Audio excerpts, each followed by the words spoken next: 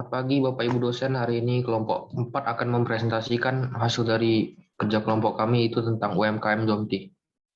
Sebelumnya kelompok saya, kelompok 4 beranggotakan saya sendiri, James Tio, Feby Safa, Eva Awalia, Nindi Suhedri, dan juga Tiara Flores.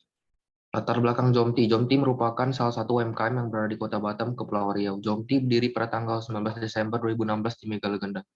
Jomti merupakan UMKM kuliner di Kota Batam yang didirikan oleh 3 orang pemuda. Mereka adalah Shepi, Andri, dan Boy. Jomti diambil dari kata jom dan tih. Jom artinya ayo, sedangkan ti artinya teh itu sendiri. Kedai Jomti awalnya bermula dari usaha berjualan teh gerobak di Ungkup Putri Batam dan kini menjadi salah satu UMKM yang sangat terkenal di kalangan anak muda Batam. Jomti yang memulai outlet pertamanya di Mega Legenda kini sudah memiliki 5 cabang yang berlokasi di berbagai tempat. Selanjutnya analisis usaha. Yang pertama ada global business.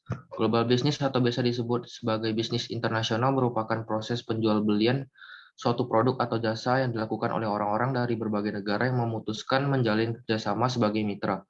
Jomti merupakan UMKM yang baru berdiri selama 5 tahun. Pihak UMKM Jomti sendiri menyadari bahwa untuk mencapai global business memerlukan banyak pengalaman di bidang bisnis dan proses adaptasi yang tidak mudah. Jomti ingin memperluas usaha mereka di berbagai daerah dalam negeri terlebih dahulu dan kemudian akan mengembangkan menu mereka agar dapat diterima dan berjalan di pasar internasional. Yang kedua ada business ownership. Business ownership atau dapat disebut sebagai kepemilikan perusahaan. Setiap perusahaan memiliki jenis perusahaan yang berbeda-beda. Berikut beberapa jenis kepemilikan suatu perusahaan.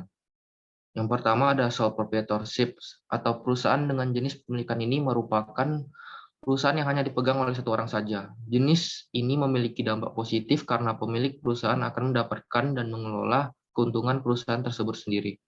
Yang kedua ada partnerships.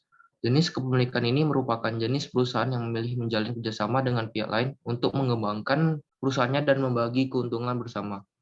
Jenis kepemilikan seperti ini dapat lebih cepat mengalami pertumbuhan karena adanya kerjasama dari berbagai pihak yang akan menambahkan relasi perusahaan. Yang ketiga ada corporations. Kepemilikan perusahaan dengan jenis ini merupakan perusahaan yang sepenuhnya diatur oleh hukum. Biasanya suatu perusahaan memilih untuk menjalankan perusahaan mereka dengan kepemilikan seperti ini karena mendapatkan banyak peraturan yang menguntungkan.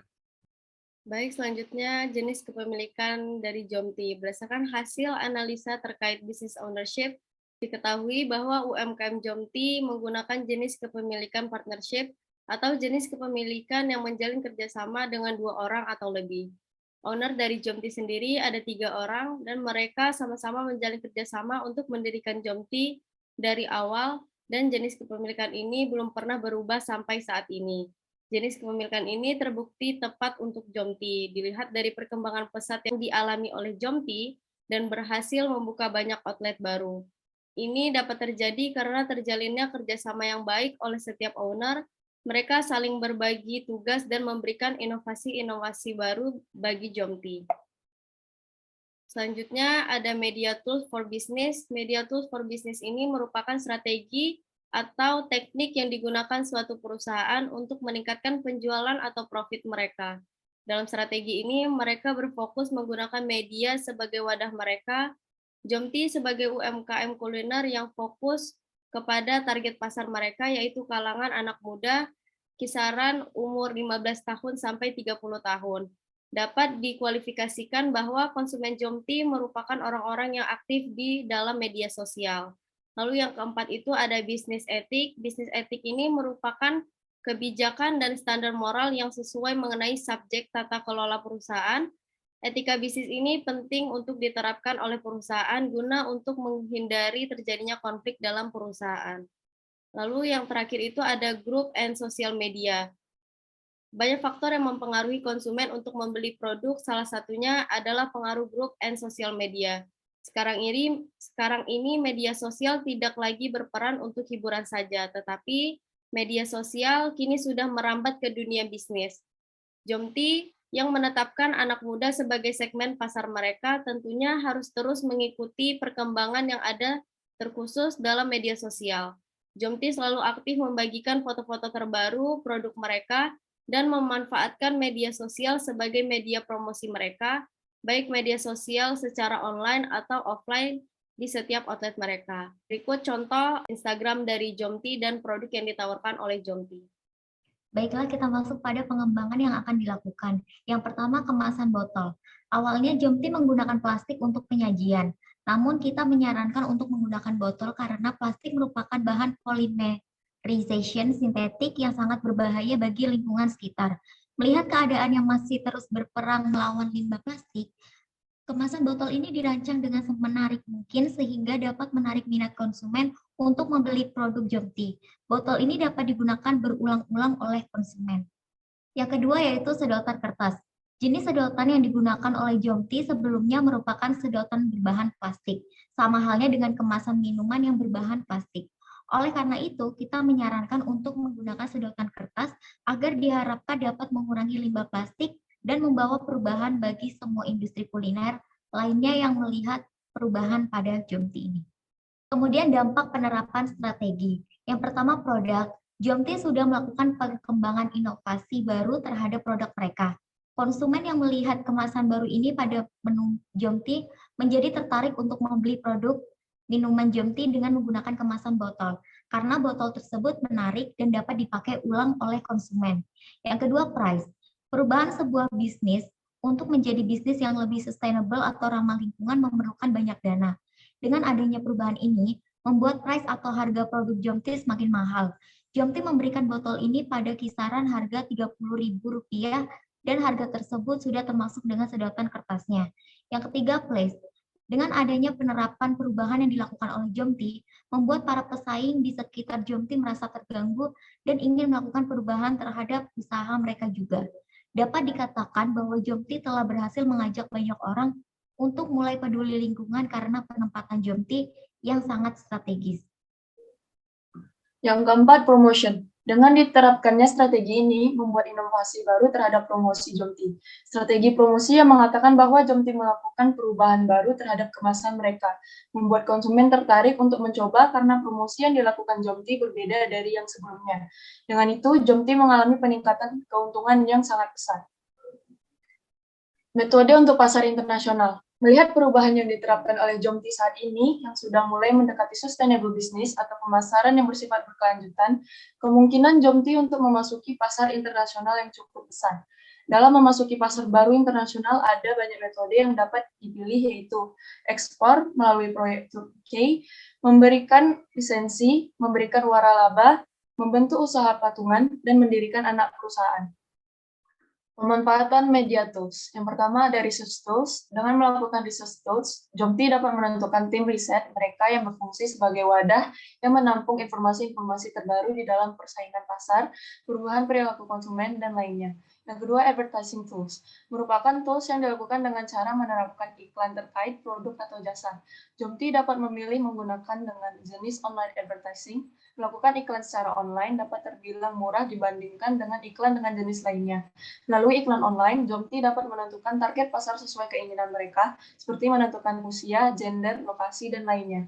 Dan yang ketiga, feedback tools. Feedback audience ini sering dilakukan oleh perusahaan sebagai acuan untuk meningkatkan kualitas produk dan layanan mereka. Tools dengan cara ini juga dapat meningkatkan kedekatan antara Jomti dengan konsumennya. Tetapi terkadang tidak semua responden memberikan feedback yang membangun, melainkan hanya memberikan feedback yang menjatuhkan kredibilitas usaha.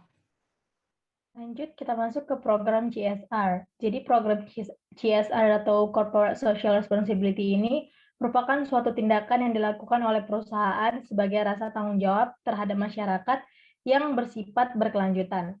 Jomti sendiri sudah pernah menerapkan CSR dengan nama Jom Berbagi, dengan tujuan untuk membantu anak-anak panti asuhan dengan cara membagikan makanan dan minuman mereka kepada anak-anak yatim tersebut.